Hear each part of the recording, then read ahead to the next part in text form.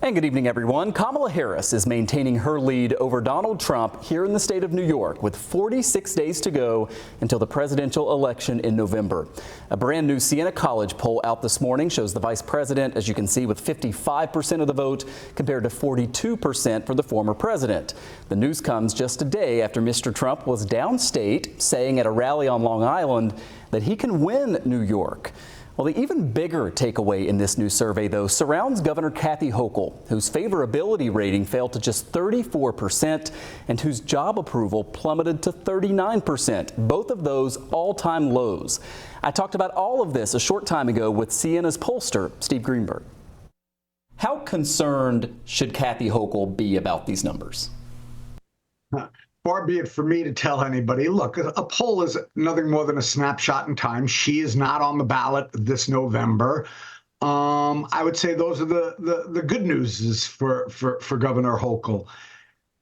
The concerning part is what happened over the last month.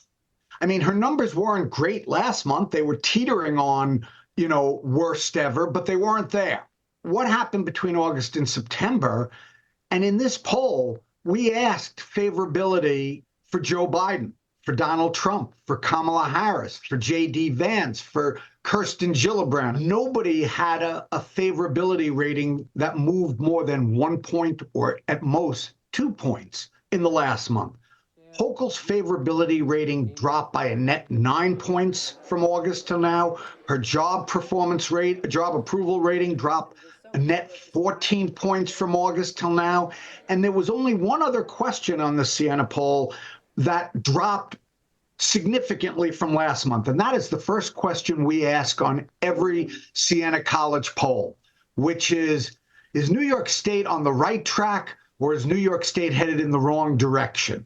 Right now, only 32% of New Yorkers say the state is on the right track. 55%, a clear majority, say the state is headed in the wrong direction. So the only three questions that dropped among by these likely voters in August to the likely voters in September, Kathy Hochul's job approval, Kathy Hochul's favorability, and the direction of the state. Steve, let me also ask you about the presidential race, specifically here in New York. Of course, Donald Trump and some of his supporters have said they think they can win the state of New York, despite it being pretty dark blue.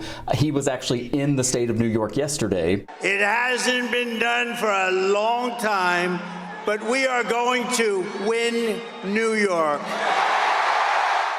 When you hear Donald Trump and his supporters say they think they can win New York, this poll shows Harris is up 13 points here. Is that a pipe dream? I mean, isn't New York going to go Democratic come November? I would say it would not be the wisest investment for the Republicans to invest money in trying to win the presidential race here in New York. Look, Harris is up by 13. That should be disappointing to Democrats because Biden carried the state by 23 points. Hillary Clinton carried the state by 22 points. Barack Obama carried the state with more than 60% of the vote twice. So 13 is a much narrower presidential race than we have seen in New York. So I think that gives the Republicans some hope and the reason the former president says what he's saying. But still, I would say that it would not be a good financial investment for the Republicans to spend money campaigning in New York for president. As you look through the specifics of this poll, why do you think it is that Kamala Harris is up only 13 points? And I'll say only 13. Again, I think what we're seeing is a little bit of a trend in the pendulum. New York remains a solidly blue state, but perhaps it's not quite as dark blue as it was several years ago, a couple of cycles ago. Maybe it's becoming a little bit paler blue than it has been over the last 20, 30 years. But I will say, it is blue, but because independents are leaning so heavily on the Republican side, it doesn't make it look like Democrats have a 2-to-1 enrollment advantage anymore. If independents split and some went half, give or take, half went D and half went R, well, then we would see Democrats having a much bigger lead, whether it be for Senate, for president, or for Governor Hochul's favorability and job approval ratings. Steve, it is always great to get your insight. Thanks so much for joining me. My pleasure, Michael. We'll talk soon.